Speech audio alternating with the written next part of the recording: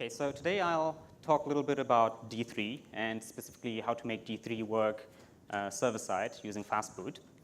But first I'd like to introduce myself. I'm Kevin Kucharczyk, and as a after-lunch exercise, I'd like you to try and pronounce my last name. You can find me on Twitter at Kevin Kucharczyk. I'm pretty much the same handle on all GitHubs and Slacks and so on, so I'm easy to find. And I work at NetGuru, and we're an international full-stack web development consulting agency. And we work with both startups and corporations, and we not only do development, because we also do product design, for example. And we also know Ember quite a bit, so if you're interested in working with us, we'd be very happy to help you out. But enough marketing, and let's get to the actual content, because that'll be more interesting. So you may have worked with D3 before. It's actually short for data-driven documents. And I think that pretty much describes the purpose of this library pretty well already. What it basically does is it allows you to bind data to the DOM. So you drive your documents with data. So it's as simple as that.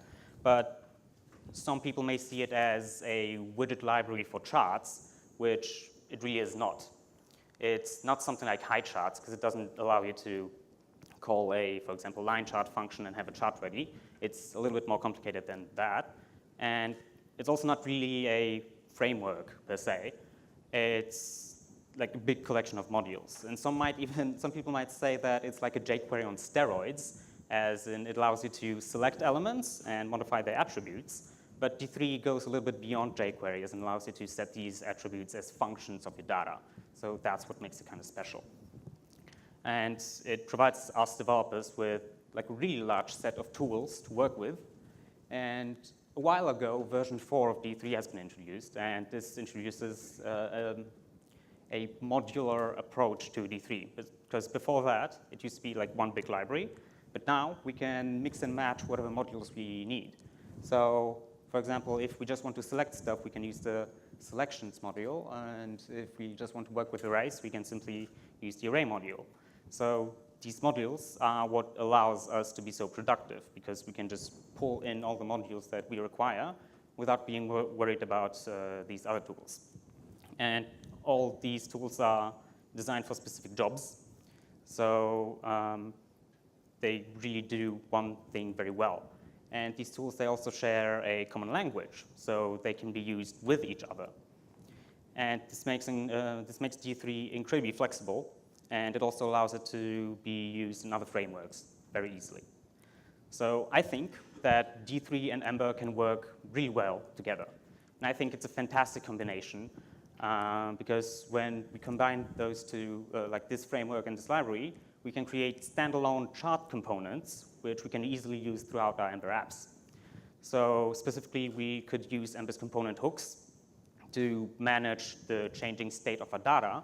And then in those hooks, we can manipulate our chart. If, for example, we want to introduce some animation, some transition animations, we can easily do that because we know when to do that in our component hooks. But we can also use Ember's computed properties to define, for example, scales and different stuff. You'll see that in a minute. And we can be sure that these properties will always recompute whenever the underlying data changes. So we can be sure that our scale function, for example, will always be up to date. So we can build contextual graph components like this one, for example. Here we have a line chart which yields a couple of child components which we can mix and match in order to easily draw some kind of chart. And you don't have to take photos of this. I'll later post a link to the presentation so you can go through it yourself. So yeah, we can build on powerful abstractions here, like yielding contextual components, and build charts that are very easy to use. And we can introduce a chart that has like a decent set of defaults, but we can keep it configurable via different attributes. So like when you look at that, we can draw a line and we can draw two axes, but we don't have to do that. We can draw just the line, for example, and we can easily configure its color. So what's actually inside of such a component? How would we go about writing a component that's as flexible as what I've shown? So I'll talk you through like a little journey on how to start a component and then on how to keep improving it to make it better and more flexible. So we'll start by importing D3. All these modules need to be imported somehow. So I'll be using the Ember D3 add-on, which shims D3 into something we can easily import in Ember. So we import all the methods that we'll require. So for example, we'll be importing the line method from D3 shape, or like scales from D3 scale. What these exactly are, some of you may know, but you don't really need to know the specifics right now. So we'll start by writing a very simple component in the beginning. So we'll do all the rendering in the did insert element hook, because D3 needs the DOM to be able to interact with something. So we need to do it in here. And I'll also be assuming that in this components template, we have an empty SVG tag. So we'll select that, and we'll be attaching all our charts components to this SVG element. So first we define scales. And these scales are what translates a data's domain into the pixel space of visualization. So we'll define an X scale variable, which will scale time-based data into a range of 0 to 800 pixels, which is the width of our chart. And similarly, we define a linear scale for the vertical axis, and this will translate our data into something that corresponds to the height of the chart. And we're also using an extent method, which we've imported from D3 again. And extent basically gives us the minimum and maximum values from the data array we pass into it. So we can easily react to whatever data we put into it. And then we define a line function. And the line function is what will actually generate the line, the path for us. So we import the line method from D3. And on that, we set the X and Y.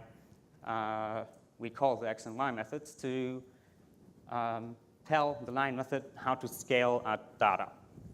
So then we take these functions and we append group elements to our SVG. So first we want to add the x-axis, and we do that by transforming the group by the height of the chart, because normally it would render at the top, so we need to translate it first. And then on that we call the axis bottom method, which again has been imported from D3. And this axis bottom method is pretty much what does all the magic with the axis, because it will draw the line, it will draw all the ticks, and keep it updated. So similarly, we also construct the left axis. And finally, we add a path. And to this path, we bind our data, and then we define the D attribute with the line function. And D3 will take that and draw the actual path. After we run this, we'll see a very simple line chart. But we want to have a very flexible and composable component API.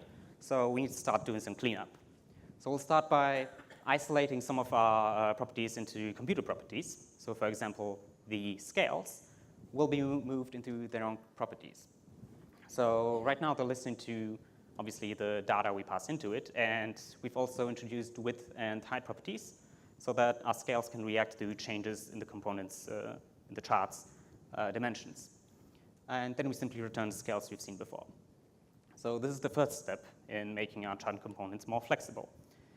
And here's where we start seeing the beauty of combining Ember and D3, because we can keep moving stuff into their own properties, and these we can pass into child components. So we can treat these as like simple properties and pass them further, and then we can yield it up and receive those contextual components that we so desire. So the next step would be to introduce an actual line child component that will be yielded up. So we basically copy the line function we've used before, but put in a computer property, just like we've done with the scales. And then we want to draw the chart. So again, we do this in the did insert element hook, and we pretty much do the same as before, except now it's being called in its own component. So extracting these things into child components will allow us to yield them in the next step. So we can keep extracting our stuff into different components. And for example, we might create an axis component, which will be a very flexible component. It takes an orientation attribute, and based on that, it will call the specific D3 function, like axis bottom or axis left. But it's one component, and we use that to yield for components, which are ready to use for specific axes. So the user of this chart component won't have to bother with the details of positioning his scales. He simply calls the top axis component, like we see in this example, and he's ready to go. The only thing our user of this chart has to do is to call the myChart component and use the subcomponents it yields. So we see that by using Ember and D3 and using these abstractions that are available, like contextual components, we can build a very simple but very flexible component API for charts. And if you want to see what a real life example of, in my opinion, good chart components look like, you should check out the Ember Sparkles add-on and the Maximum Platter add-on. Because in my opinion, they make really great use of the available abstractions. So that's something to look at. But the title of my talk also mentions FastBoot. So what's that about? FastBoot, you probably know what it is. It's basically just server-side rendering for Ember applications. And we simply Ember install Ember CLI FastBoot, and we're ready to go. But if we were to run our charts in FastBoot mode, we would run into some issues, because there is no DOM in FastBoot. And we need the DOM for D3 to be able to attach the charts to something. So since FastBoot doesn't have the DOM, the did inset element hook won't fire. And whatever markup we'll receive from FastBoot from the server will simply not include the chart. It will be empty. So what could we do to work around this limitation to actually make our charts be rendered on the server? And the inspiration on how to do that came from a comment made by Tom Vail, obviously. He knows everything. And it was in an issue thread on what add-on maintainers could do to make their add-ons FastBoot compatible. And he suggested that we use handlebars itself to render the actual chart. And then once the DOM is available, we could hook into it with D3 and keep driving the chart with updates. And it turns out that this approach actually works. So we can easily generate a chart with FastBoot, and then we can attach D3 if we want to do any updates. Or we could keep using handlebars, which we'll see in a minute. And by the way, this works because Ember can easily render SVGs, because it's just markup.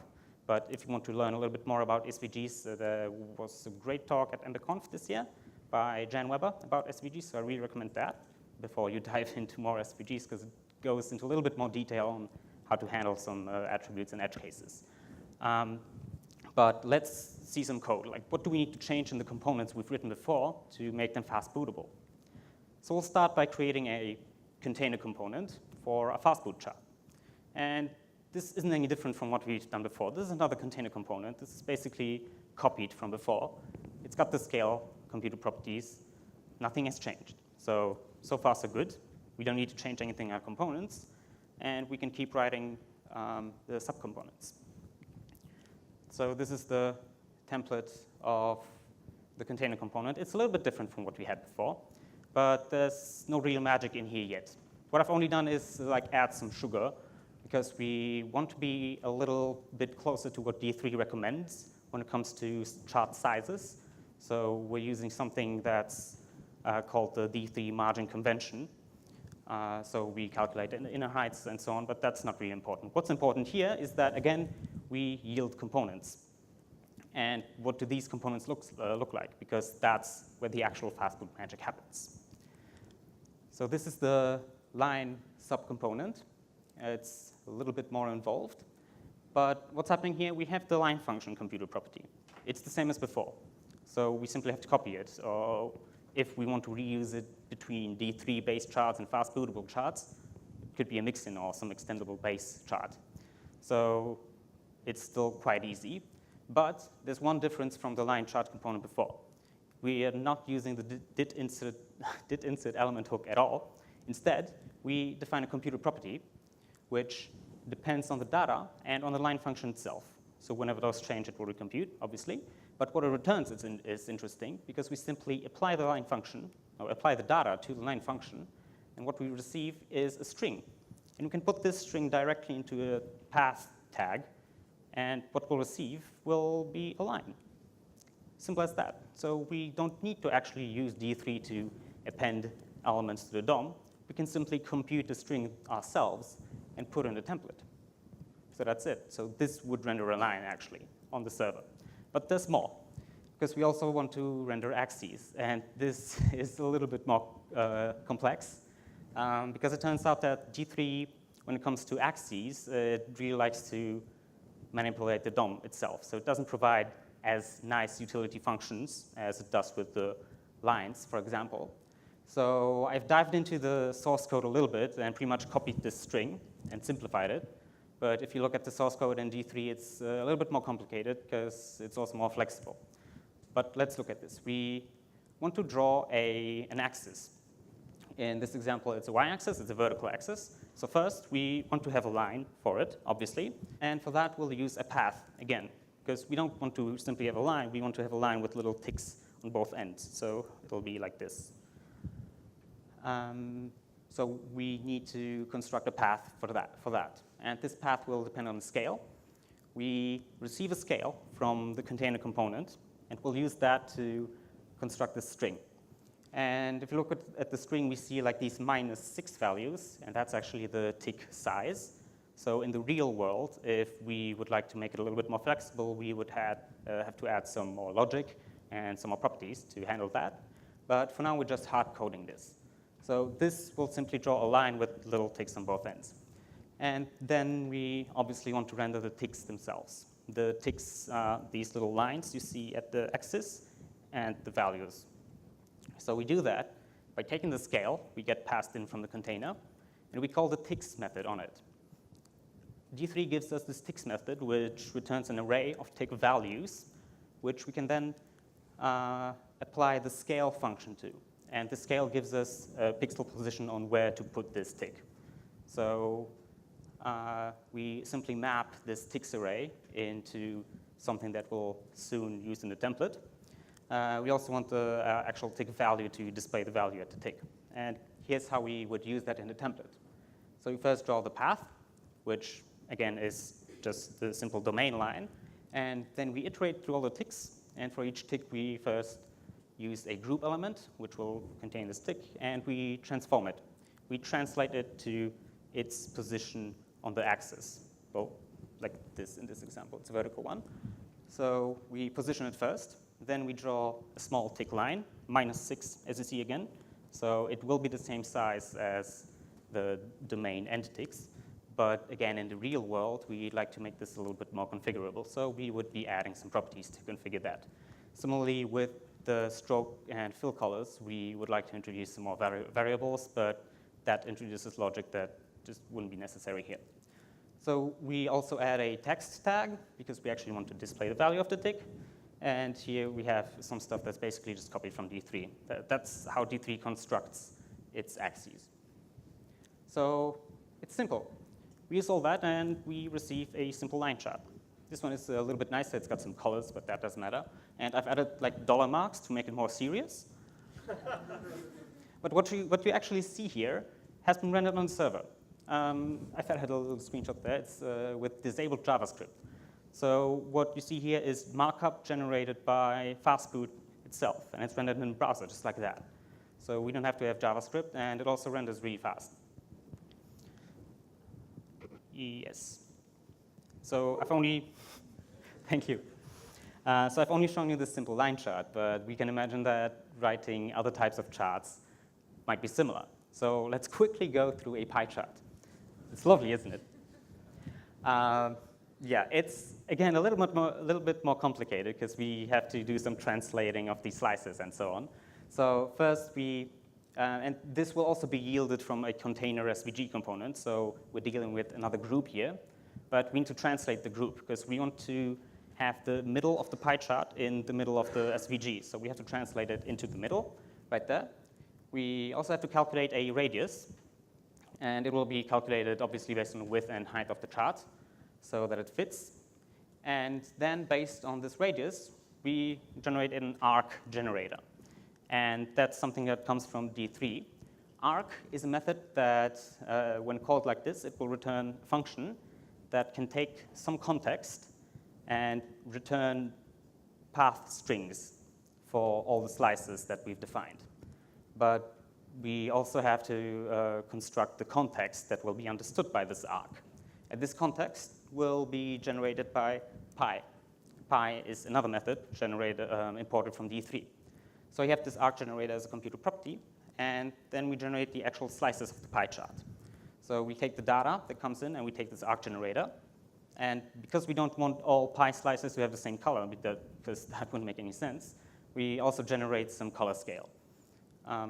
And scale ordinal and scheme category 20, those are, again, methods imported from D3 directly. So we take the pie method. We define how to access data. Like in this example, values are in value attributes in the data we pass in.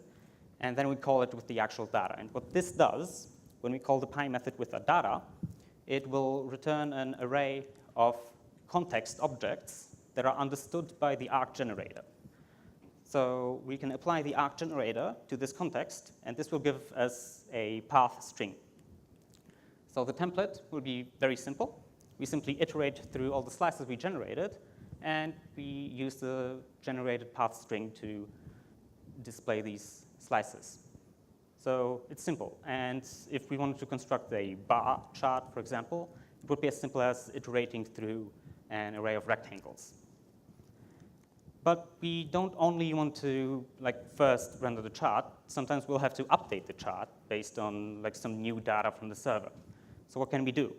We can either keep using Ember and handlebars, like a template-driven approach, or we can let D3 take over and throw out all the DOM we've generated and basically render the charts anew. And there's some advantages and disadvantages to both approach. If we keep using Ember in our template-driven approach, we can keep using all the Ember conventions that we know of. We can treat our chart components as regular Ember components and use computer properties and so on. So it's easy because we're familiar with the structures. But it might be tricky to implement transition animations, for example, because we basically we deal with ready strings, and we'd have to interpolate those strings somehow between states. So that's very, very tricky. And another criticism is that we are pretty much completely abandoning D3's core concepts, which is its data update patterns and joins and so on. So some people might not like that. So instead, we could throw out all the stuff that's been rendered, add a re-render, and basically attach a classical D3 component to it.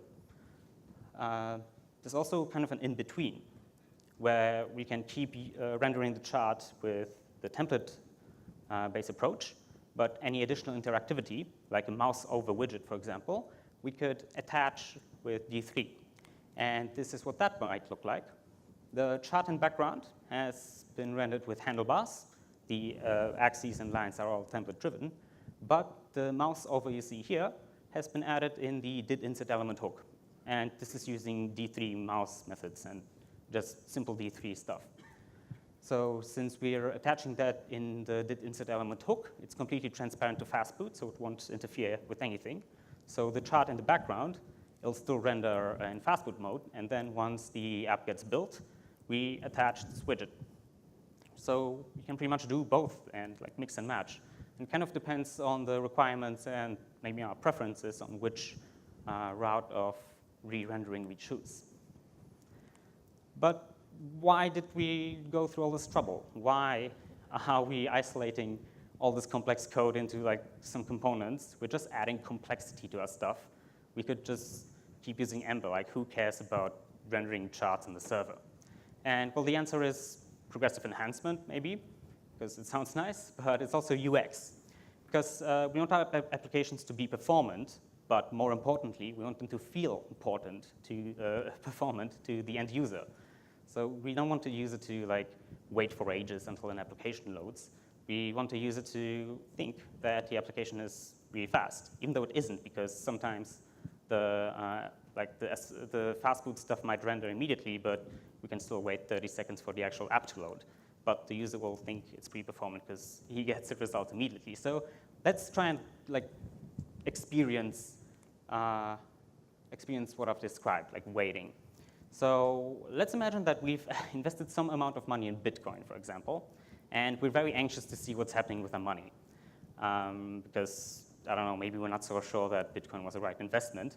So for example, we are, during our morning commute, we're on a 3G network, our phone is like old and slow, and we try to open the chart on our phone. And let's see how that would look like. We're assuming that the application isn't cached. I've added throttling simply from Chrome Developer Tools. It's the regular 3G setting, so something that should be common enough. 3G should be fast enough. And for now, there is no FastBoot. So let's see what happens when we refresh. So it's loading, because right now it's downloading the application. And I guess at this point, the user would abandon the application because it's still blank. Nothing's happening. But after like 10 seconds, the chart finally gets rendered, and we can see, OK, the stock sit and crash was still good. But this wasn't a great user experience, in my opinion. We have to wait for ages until anything loads. So let's look at the same example, but this time we'll enable FastBoot. And watch what happens when we refresh the page. We get a result immediately. And we see that while it's loading, because it's still taking all these seconds to actually download the app and attach it, we don't have the mouse of a widget. But that may not matter, because all the user wants has to have a quick overview of what's been happening with Bitcoin in the last week or the last hour. Or perhaps we're rushing to get out of home because we're late for work, and we simply want to see a weather forecast. But it's not all like beautiful and easy, because there are some challenges that we're facing when building charts in FastBoot mode. And one of those challenges is rehydration, which I'll quickly demonstrate here.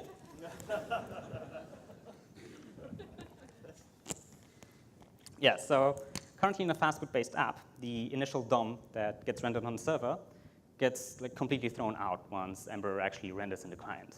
And that kind of feels a little bit inefficient, because it would be better if the application on the client side could take the already rendered DOM and attach to it and like do any updates on what's already been rendered on the server. And this process is called rehydration. And right now, FastBoot does not support it, and Glimmer didn't support it until not long ago. So like this challenge is getting a little bit better, because there was a pull request made recently to the Glimmer VM, and it was pretty huge. And Yehuda Katz wrote like a huge description, and I really recommend reading it, because there's a lot of knowledge in that. So it's been merged. So Glimmer itself supports rehydration now. So I believe FastBoot will follow soon. But as of right now, the DOM still gets thrown out, which kind of feels icky. Another challenge is, of course, we've added a lot of complexity to our components. We had to extract all these string computer properties to actually use them. We had to iterate through them. And sometimes we have to dive deeply into D3 itself to understand what's happening to be able to recreate it in Ember. So that's a lot of work. And we've noticed that we can use some common elements, like the scales. We can reuse them between D3 and FastBoot, but a mental overhead still remains, because we have to know what will and what will not work without the DOM in FastBoot. So it would be great if there was, for example, an Ember add-on, which would take all this complexity and pretty much hide it for us and provide us with ready-to-use D3 or FastBoot compatible charts. But such an add-on doesn't exist yet. And maybe if someone's interested in writing it with me, or if someone's writing it and didn't tell me, let me know. I'll be happy to work with you. And finally, the biggest issue for me is that there's no viewport size. Usually when we render a chart, we need to have some specific dimensions to actually render it.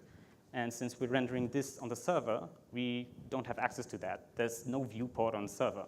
So there's really no workaround for that. What we can do is use some initial size and render the chart at that size. And then whenever the DOM actually appears and the Ember application renders, we can update the sizes based on what's in the viewport. And that's pretty much the approach that we would probably always take, but it's kind of tricky because the user might receive a chart that doesn't fit in his browser, and then once the Ember application renders, it will suddenly resize. So it's not the best experience. And really, there's no workaround for that I could think of, but if you have an idea, I'd be happy to talk. So that's pretty much it. And I hope that you're interested in this approach. And if you want to talk a little bit more about it, I'm available today. I'm available on Slack or Twitter. And I'd be very happy to talk with you. Thank you.